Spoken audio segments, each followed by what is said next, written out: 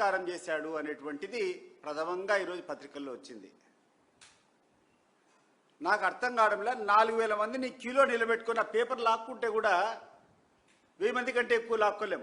ఒక 1000 మందిని క్యూలో నిలబెట్టుకుని వాళ్ళ దగ్గర ఉన్నటువంటి పేపర్లు బలవంతంగా ఒక వార్ఫుటి మీద లాక్కున్నా కూడా 1000 మంది పేపర్లు లాక్కోలేవు. అట్లాంటిది కూర్చొని ఎవడి చెవులో పువ్వులు పెట్టాలనుకుంటాడారు. అసలు ఇది సాధ్యమా? సాధ్యం కాదా?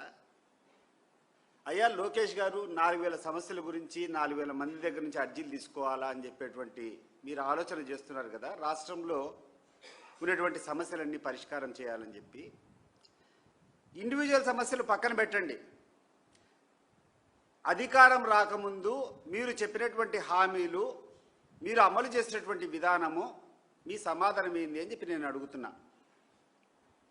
ఈ రాష్ట్రంలో జగన్మోహన్ రెడ్డి గారు ముఖ్యమంత్రిగా ఉన్నటువంటి సమయంలో ఆయన దిగిపోయేటువంటి కాలానికి 66 లక్షల మందికి 66 లక్షల చిల్లర పైచిలుకు పెన్షన్లు వచ్చేటివి. మరి ఈరోజు ఎంతమందికి వస్తున్నాయి లోకేష్ గారు? 61 లక్ష. ఈ నెల తీస్తే 61 లక్ష అంటే 5 లక్షల మంది తగ్గిపోయినారు. వాస్తవంగా 60 సంవత్సరాలు నిండినటువంటి వాళ్ళకందరికీ నువ్వు పెన్షన్లు ఇస్తే ఈ రోజుకి దాదాపు 72-73 లక్షల పైన పెన్షన్స్ ఇవ్వాల్సినటువంటి పరిస్థితి ఉంటే గడిచిన 1.5 సంవత్సరం నుంచి ఒక కొత్త పెన్షన్ కూడా నువ్వు ఇవ్వలేదు. నువ్వు ఆ రోజు చెప్పినటువంటి మాట, నువ్వు మీ దత్తపుత్రుడు మీ తండ్రి మీరందరూ కూర్చొని ఇచ్చినటువంటి మాట ఏంది? బీసీలు, మైనారిటీలు, ఎస్సీలు, ఎస్టీలు వీళ్ళకందరికీ కూడా 50 సంవత్సరాలు దాటితే పెన్షన్ ఇస్తామని చెప్పారు. 50 సంవత్సరాలు వదిలిపెట్టు, 60 సంవత్సరాలు పూర్తయిన వాళ్ళకే గడిచిన 2 సంవత్సరాల నుంచి ఒక్క పెన్షన్ అన్నా ఇచ్చినావా? 66 లక్షలు పెన్షన్లు జగన్మోహన్ రెడ్డి గారి హయాంలో ఉంటే ఈరోజు 61 లక్షల మంది దిగజారింది. ఇది వాస్తవం కాదా? ఈ ప్రభుత్వాన్ని నేను అడుగుతున్నా. ఇంతకుముందు మీరు పెద్దగా ప్రచారం చేసుకుంటా ఉన్నారు, పెన్షన్లు ఇస్తున్నాం, పెన్షన్ 4000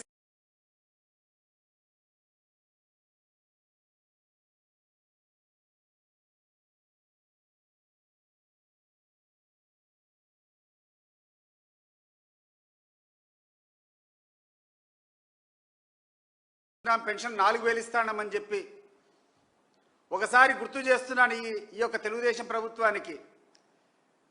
చంద్రబాబు నాయుడు గారు ముఖ్యమంత్రిగా దిగిపోయే సమయానికి 45 లక్షల పెన్షన్లుంటే జగన్మోహన్ రెడ్డి గారు పదవి దిగిపోయేటప్పటికి 20 లక్షల మందికి పెన్షన్లు అదనంగా వచ్చినాయి. 66 లక్షల మందికి పెన్షన్లు వచ్చినాయి. సంవత్సరము ఈ యొక్క 60 సంవత్సరాలు దాటినటువంటి వాళ్ళు, పెన్షన్కి అర్హత వచ్చినటువంటి వాళ్ళు పెరుగుతూనే ఉంటారు. కానీ మొట్టమొదటిసారి 1.5 సంవత్సరం కిందట 66 లక్షల మంది లబ్ధిదారులు ఉంటే ఈరోజు 61 లక్షకు పడిపోయిందంటే మీ చిత్తశుద్ధి దీన్ని బట్టి అర్థమవుతూ ఉంటుంది. పని చేయవయ్యా లోకేష్. ప్రచారం తర్వాత, ప్రాపగండ తర్వాత, ముందు పని చేయి. ఈరోజు బీసీలకు అందరికీ, ఆ తర్వాత చదువుకున్నటువంటి పిల్లలకందరికీ నిరుద్యోగ భృతి అన్నావు, లేకుంటే ఉద్యోగ కల్పన అన్నావు. ఎక్కడ ఉద్యోగ కల్పన? ఎక్కడ నిరుద్యోగ భృతి? ఎక్కడ నీ సూపర్ సిక్స్లో వన్ ఆఫ్ ది మెయిన్ హామీ నిరుద్యోగులకు 20 లక్షల మందికి ఉద్యోగాలు కల్పిస్తాము, లేని పక్షంలో 3000 రూపాయలు నెలకు జీతాలు ఇస్తామని చెప్పావు. ఎక్కడ అని చెప్పి అడుగుతున్నాను. ఎవరికి ఇచ్చారో ఒకసారి చెప్పమని చెప్పి అడుగుతున్నా. 18 సంవత్సరాలు దాటేటువంటి మహిళలకు అందరికీ నెలకు 1500 చొప్పున సంవత్సరానికి 18,000 అని చెప్పావు. ఎక్కడా నీ పెన్షన్? ఎక్కడా? ఏ మహిళకి ఇచ్చావు నువ్వు? ఇవన్నీ పక్కన పెట్టి నువ్వు ఒక పక్క ఆస్ట్రేలియాకు పోతావు, మీ తండ్రి ఏమో కూర్చొని లండన్కు పోతాడు, లండన్ నుంచి దిగొస్తానే నువ్వు కూర్చొని క్రికెట్ మ్యాచ్ చూడబోతావు. ఏం సాధిస్తున్నారు మీరంతా అని చెప్పి నేను అడుగుతున్నాను. ఈ రాష్ట్రంలో ఉన్నటువంటి రైతులంతా ఇబ్బంది పడుతూ ఉంటే, వాళ్ళు పండించినటువంటి పంటలకు గిట్టుబాటు ధర లేకుండా ఉంటే, ఇటీవల కాలంలో వచ్చినటువంటి తుఫాన్లకంతా కూడా పంటలు నేలమట్టమైపోయి రైతులు ఇబ్బంది పడుతూ ఉంటే వాళ్ళ పక్షాన నిలవాల్సింది పోయి మీ కుటుంబం అంతా దేశం వదిలిపెట్టి క్రికెట్ మ్యాచ్ కొన్ని రోజులు, లండన్ కొన్ని రోజులు, ఆస్ట్రేలియా కొన్ని రోజులు ఏం సాధించాలనుకుంటున్నారు నేను అడుగుతున్నా. ఏదైనా మాట్లాడితే విదేశీ పెట్టుబడులు. ఏది మీరు సాధించినటువంటి విదేశీ పెట్టుబడులు? ఒకరోజు కూర్చుంటావు, లూలు మాల్ అంటావు. ఏది లూలు మాల్ విషయం ఒకసారి మాట్లాడడానికి మీకు ధైర్యం ఉందా? విజయవాడ నడిబొడ్డులో ఉన్నటువంటి ఆ స్థలం 4 ఎకరాల 15 సెంట్లు భూమి దాదాపు 400 కోట్లు అవుతుంది దాని విలువ. ఎకరా 100 కోట్లు ఈజీగా అవుతుంది. అది పాత బస్ స్టాండ్ సెంటర్ అంటే ఎకరాకు 100 కోట్లు అవుతుంది. దాన్ని దారాదత్తం చేశావు నువ్వు. వాళ్ళు పెట్టేటువంటి పెట్టుబడి అంతా ఎంత? 115 కోట్లు. 115 కోట్లు వాడు పెట్టుబడి పెట్టేదానికి 400 కోట్ల స్థలం నువ్వు ఇచ్చినావంటే ఎవడు ఒక సామాన్య ప్రజలు లేకుంటే అవగాహన లేని మనిషి అన్నా కూడా ఇది పెద్ద కుంభకోణం అని చెప్పి అందరికీ అర్థమవుతుంది. అవసరమా మాకు లూలుమాలు? విజయవాడలో లూలుమాలు అవసరమా? ఈరోజు ఉండేటువంటి చిన్న చిన్న వ్యాపారుల పరిస్థితి ఏమవుతుంది? నువ్వు 400 కోట్ల ప్రభుత్వం డబ్బులు, ప్రభుత్వం ఆస్తులు నువ్వు ఒక ప్రైవేట్ వ్యక్తికి అప్పచెప్పి ఇక్కడటువంటి చిన్న చిన్న వ్యాపారస్తుల జీవితాలతో ఆడుకోవడం ఇది సమంజసమా? ఆలోచన చేయి. ప్రతి ఒక్క దానికి ప్రచారానికి అయితే మీ ఇష్టం వచ్చినట్టు ప్రచారం చేస్తావు. గూగుల్ డేటా సెంటర్ తెచ్చినామన్నావు, 1,80,000 ఉద్యోగాలు అన్నావు. నీకు సవాల్ విసురుతున్నా నేను.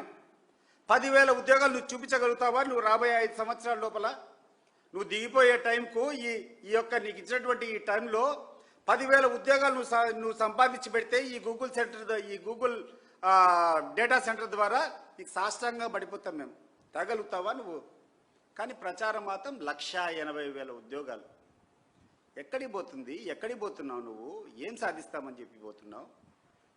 ఇక్కడ విపరీతమైనటువంటి అసహనంతో ప్రజలుంటే ఈరోజు పేషెంట్ల పరిస్థితి ఎంత దారుణంగా ఉందంటే నెట్వర్క్ హాస్పిటల్కి పోయి ఆరోగ్యశ్రీ వర్తించే రకంగా ఆపరేషన్ చేసుకోవాలంటే ఏ నెట్వర్క్ హాస్పిటల్లో కూడా పేషెంట్లు ఆరోగ్యశ్రీ కింద ట్రీట్ చేసేటువంటి పరిస్థితి లేదు. ఇది వాస్తవం కాదా లోకేష్ గారు? అది పోయి నువ్వు ఫస్ట్ సెటరైట్ చేయి. అది సెటరైట్ చేయకుండా 400 పిటిషన్లు, మళ్ళీ నువ్వు చేసిన ఘనకార్యం అని చెప్పి నీ ఆంధ్రజ్యోతి, నీ ఈనాడు పేపర్లో ప్రధాన శీర్షికలతో ఒక కథనాలు. ఈరోజు రైతులకు 20,000 రూపాయలు సంవత్సరానికి ఇస్తానని చెప్పావు. ఇప్పటికి దాదాపు 2 సంవత్సరాలు పూర్తయితా ఉంది. ఒక సంవత్సరం 8 నెలలేమో పూర్తయితా వచ్చింది. ఇప్పటి వరకు నువ్వు ఇచ్చింది 5,000 రూపాయలు. ఈరోజు రైతు పడేటువంటి పరిస్థితి ఆలోచన చేస్తే, అసలు నేను ఒక రైతు కుటుంబం నుంచి వచ్చిన, రైతులు పడేటువంటి పరిస్థితులు ఊర్లలోకి పోయి ఆలోచన చేస్తే అసలు బతకడమే కష్టం అన్నంత దీనంగా ఉంది. మరి ఆ రైతులకు ఏమి నువ్వు హామీ ఇస్తావు? ఏం భరోసా ఇస్తావు? ఒకసారి ఆలోచన చేయి. వాళ్ళు పండించినటువంటి ప్రతి పంట జగన్మోహన్ రెడ్డి గారి హయాంలో ఏముందో, ఈరోజు ఏముందో ఒకసారి మీకు ధైర్యం ఉంటే మీరు రండి, విలేజెస్కి రండి, పల్లెల్లోకి రండి, చూద్దాం. రైతు దగ్గర పోయి మాట్లాడదాం. ఏ పంట అయినా అప్పటికంటే ఇప్పటికీ మెరుగైనటువంటి ధర వచ్చిందా? ఉల్లి రైతులు తీసుకో, టమాటా రైతులు తీసుకో, అరటి రైతులు తీసుకో, బత్తాయి రైతులు తీసుకో, మిర్చి రైతులు తీసుకో, పొగాకు రైతులు తీసుకో, ఏ రైతైనా ఏ పంట అయినా ఇంక్లూడింగ్ ప్యాడీ, ఇంక్లూడింగ్ మిల్లెట్స్, ఏ దానికైనా కూడా జగన్మోహన్ రెడ్డి గారి హయాంలో వచ్చేటువంటి రెమ్యూనరేషన్ ఆ యొక్క మద్దతు ధర ఈరోజు వస్తూ ఉందా? ఇది ప్రభుత్వ వైఫల్యం కాదా అని చెప్పి నేను అడుగుతున్నాను. ఎక్కడెక్కడైతే ధరలు పడిపోతాయో, ఎక్కడెక్కడైతే రైతులు ఇబ్బందిగా ఉన్నాయో, పంట వస్తుందో దాన్ని ప్రొక్యూర్ చేసుకునేటువంటి బాధ్యత ప్రభుత్వానికి కాదా? మినిమం సపోర్ట్ ప్రైస్ ఇచ్చేసినటువంటి బాధ్యత ప్రభుత్వానికి కాదా? ఈరోజు ఎక్కడ చూసినా టమాటాలు అయితే పండించి రోడ్ల మీద వేసి తొక్కించినారు, మామిడికాయలు అట్లే రోడ్ల మీద తొక్కించినారు. మొన్నైతే మా కడప జిల్లాలో ఉల్లి రైతులు మొత్తం ఉల్లి పంటనంతా తీసుకొని ట్రాక్టర్లు తీసుకుని పోయి వంకల్లో ఎత్తినారు. ఎన్ని వాస్తవాలు కదా లోకేష్? ఎన్ని వాస్తవాలు కదా చంద్రబాబు నాయుడు గారు? ఇన్ని వైఫల్యాలు మీరు పెట్టుకొని ఈ రాష్ట్రంలో ఉన్నటువంటి అన్ని వర్గాల ప్రజలు ఇంత పెద్ద ఎత్తున ఇబ్బందుల్లో ఉంటే, ఉద్యోగస్తులకేమో ఇంతవరకు మీరు డిఏలు ఇవ్వాల, ఐఆర్ ఇవ్వాల, వాళ్ళకు రావాల్సినటువంటి బకాయిలు ఇంతవరకు, వాళ్ళ రిటైర్మెంట్ బెనిఫిట్స్ మీరు ఇంతవరకు ఇవ్వాల, వాళ్ళ గురించి పట్టించుకునేటువంటి కథ లేదు, పిఆర్సీ ఇంతవరకు వేయాల. ఉద్యోగస్తులంతా ఇబ్బంది పడుతూ ఉంటారు. విద్యార్థుల గురించి ఎత్తుకుంటే విద్యార్థులు పడేటువంటి బాధ, మీరు ఫీజు రీయింబర్స్మెంటు కళాశాలలకు